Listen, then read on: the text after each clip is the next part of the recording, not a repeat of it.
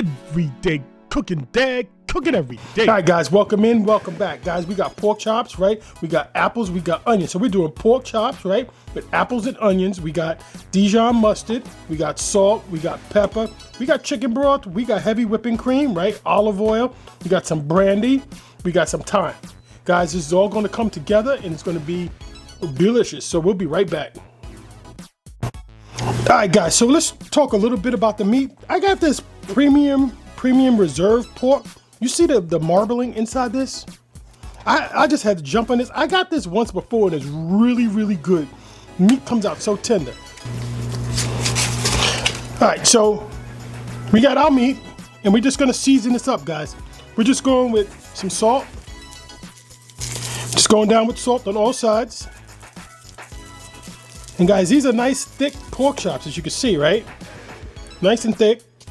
And we're gonna let these sit for probably about, I don't know, 30 minutes or so, right?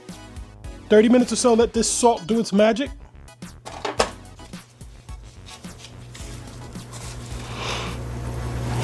All right, guys, I got this recipe out of Southern Living Cast Iron Recipes. It's a good magazine. I found this in a supermarket like maybe a couple of years ago.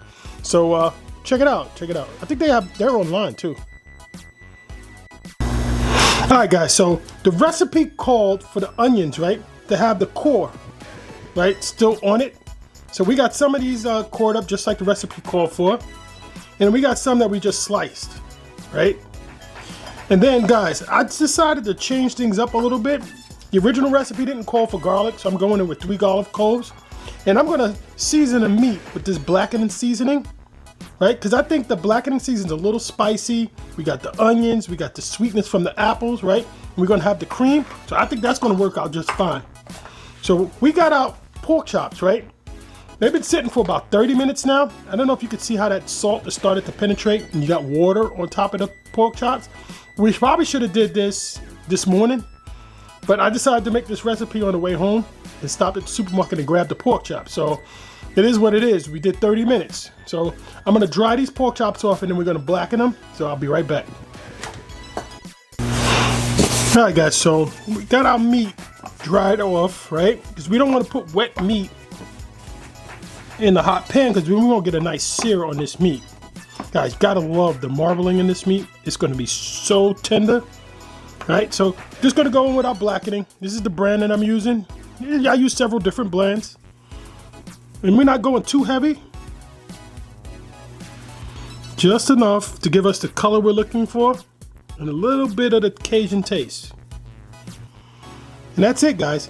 So we're gonna let this sit while our pan heats up. So I guess that's a few minutes from now. And I'll be right back when we get ready to put this in the pan. All right, guys. So our pan is hot. And I'm gonna go down with our pork chops.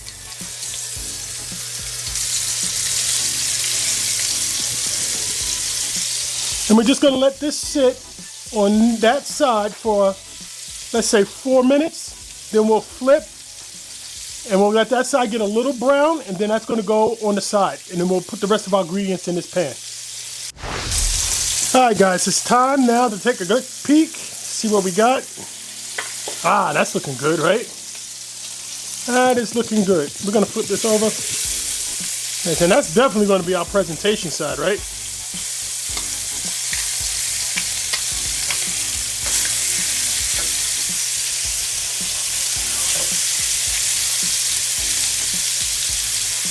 You know what? I'm gonna get some color on the sides of this, right? Because we want it to look good all the way around, right? You eat with your eyes. Just get a little color on it, and I'll bring you guys back when I'm finished getting the color all the way around. All right, guys, we got color all the way around, right? And we're just gonna put these off to the side in an aluminum foil pan.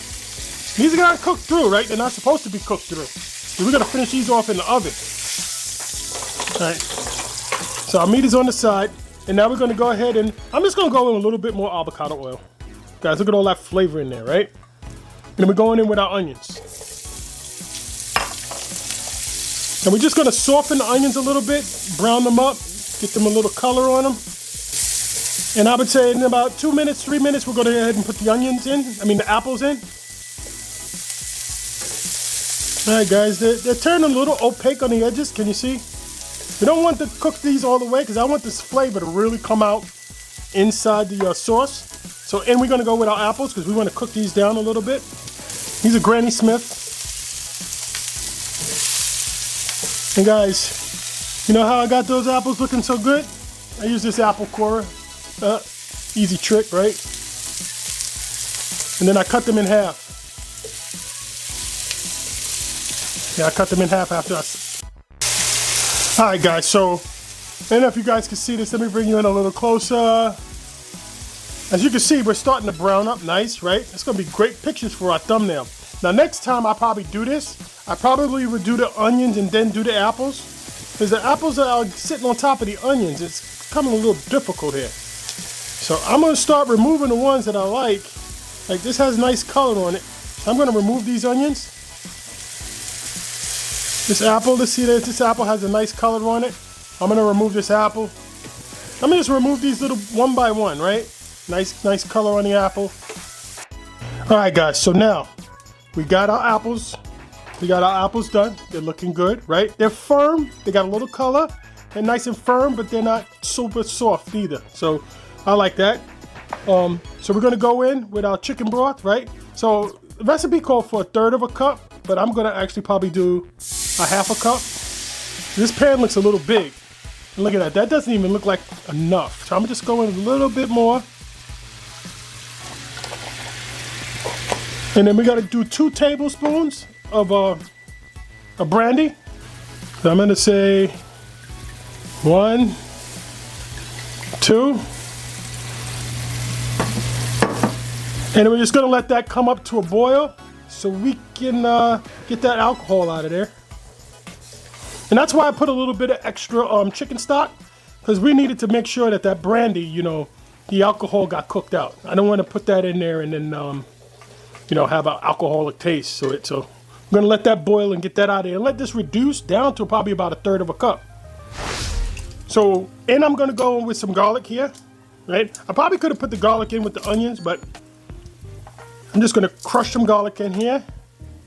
Get that started.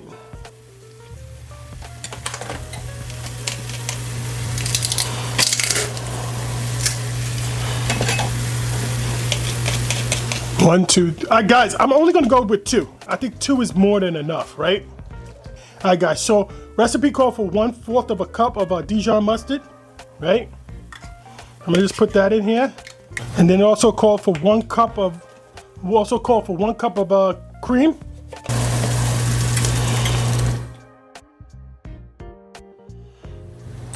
And we're just gonna go ahead and give this a quick little spin to get incorporated.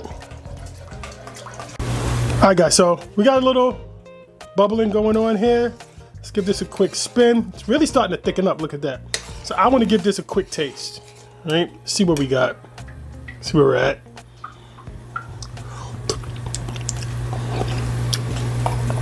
Guys, that's good. Just gonna go in with a little bit of salt.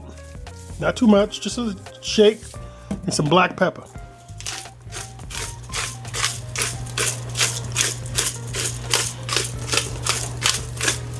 Right, and we're gonna go in with our thyme. A couple of sprigs here, right?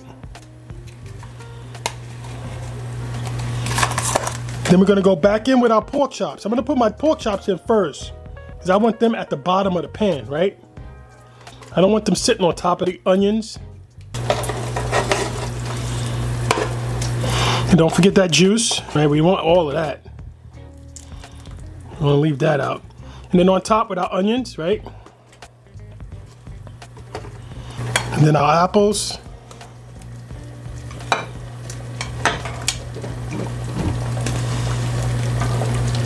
Guys, this is gonna go in the oven, 450 degrees, right? Until the pork is done.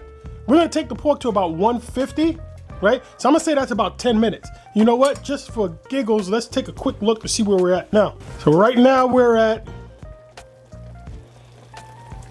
126 on the pork. And we want this pork well done, so when we pull it at 150, 155, we'll be right where we need to be, and then we're gonna serve these things up real quick. So this is going in the oven and we'll be right back. All right, guys, we're done. Right?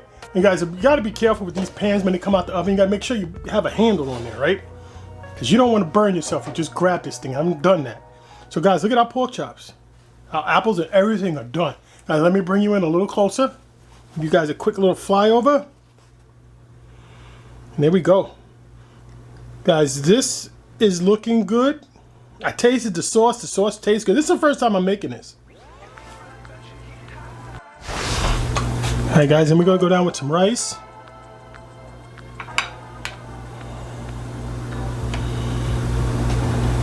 We're just going to go in with some more of this sauce here. Right over the top. All right, let me give you guys a flyover. All right, guys, so this is dinner. Right? It's looking good. Our pork chop, apples. Guys, I'm going to have to get into this.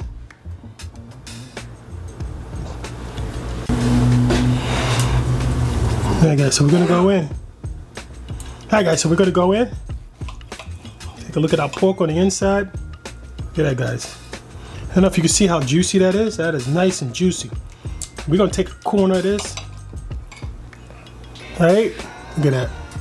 Give this a taste. Guys, this came out good. Let me get a piece with the apple. Let's get a piece with the apple. Get a piece of onion on there too, right? Why not?